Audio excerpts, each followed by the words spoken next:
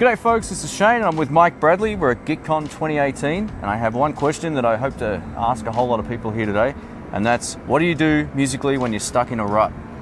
Very good question. Yeah, whether it's just you want to progress or you don't feel like you're progressing guitar-wise, or...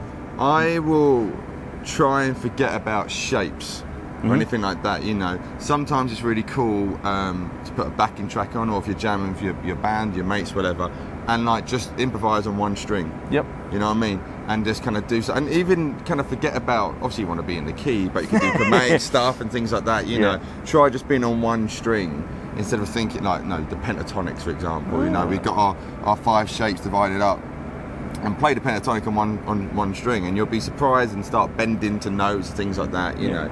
So yeah, I would say a one string solo, you know, and then that starts giving you ideas. You start seeing the whole neck as a whole. That's an approach I've never taken. That is really cool. Well, yeah. So have I. How about that? I'll leave links through to his channel in the description below. Whenever I feel like I'm stuck and I can't play new things, and I feel like I play in the same boxes, the same shapes, I always take a step back and think about when to play and not what to play. Ah, so like phrasing thing, is it? Yeah, it's always rhythm first. So if I am listening to a groove, you know, I first think, you know, where are the hits? Where am I coming in? You know, ba, ba, ba, ba, ba, and then try to put notes to that. If you think kind of like a drummer, you think about where to play, when to play instead of what to play, you'll play stuff you didn't before. Wow, that's a great suggestion. Yeah. Thanks. Thank you. Had a lot of fun this week, man. Yeah, me too. It's been great. Yeah. I think time in the practice room is really important, and I guess I just try and find just a couple of licks that I don't normally play, the ones that, you know, you sort of have to think about a bit, and try and build them into my muscle memory. And I reckon, but it's one thing to do it in the practice room, it's another thing to do them at a gig. So I'm sure if you look at the videos of me playing, there'll be lots of times we go, oh, there's that lick that he plays wrong all the time. But yeah, I think probably just trying to do something that's a little bit different and out of your comfort zone and out of that muscle memory. There's licks that just tumble out all the time without thinking. But yeah, I would say that's probably the best thing. Just spend a bit of time in the practice room, just find something that's just a pattern that's different, and try and build that in. That's what I'd say. Yeah. Cool.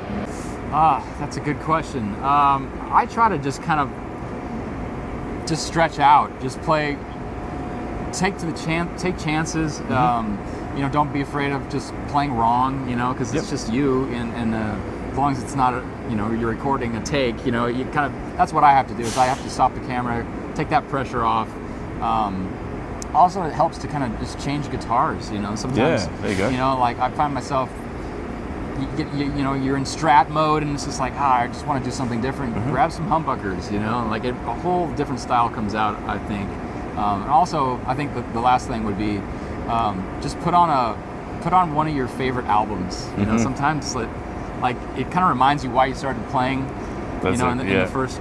Because I don't know about you, but sometimes I'm like, today I just don't like guitar. You know, it's just it gets overwhelming sometimes. Well, that's the thing with artists. You can kind of hate your craft sometimes. So that at that point you need to step back, maybe remind yourself why you liked it in the first place. So I go back to some of the albums that I just would listen to when I was a teenager. You know, so. Yeah, no, that's a great answer. Thanks, man. Appreciate it. Cheers. Right. Awesome. Yeah. Okay. I can do few directions. I can start by listening to new songs. Yep. Or like the old songs that got me into guitar the first time. Cool. That works.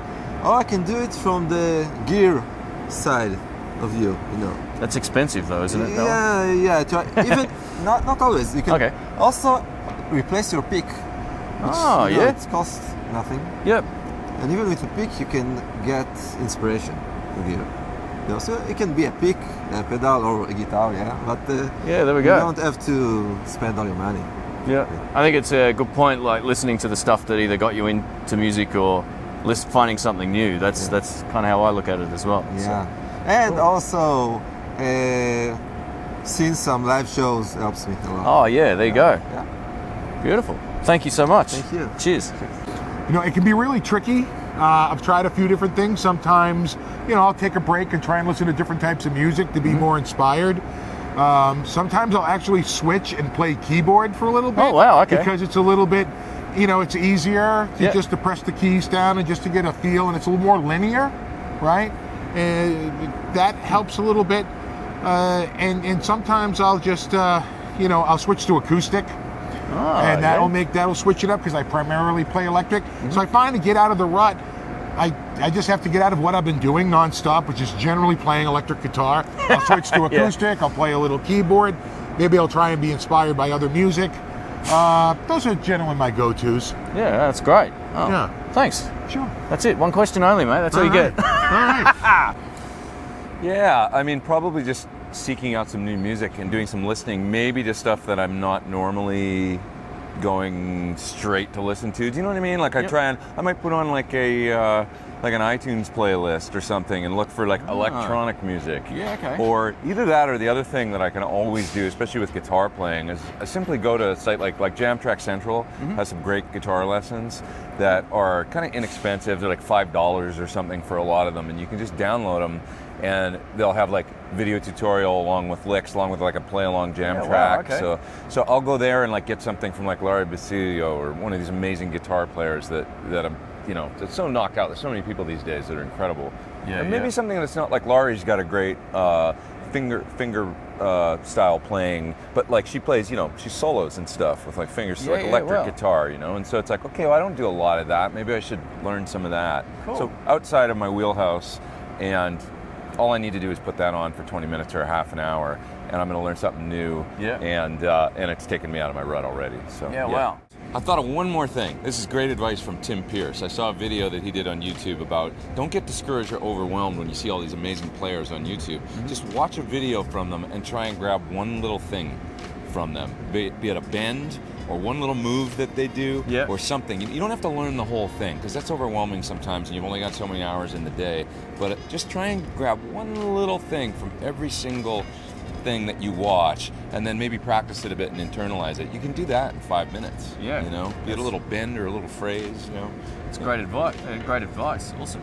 Yeah, yeah. It could be over. It's like you don't have to learn the whole language in a day. You can learn just a couple key phrases that'll get you by, like how to say Morgen in German is good morning, right? It's like I learned that one. That's useful. Yeah. So one little thing is all you really need to grab, and then you're on your way to learning some new stuff. Yeah, awesome. Cool. Oh, that's great. Thanks, All right. man. Unreal. Cheers.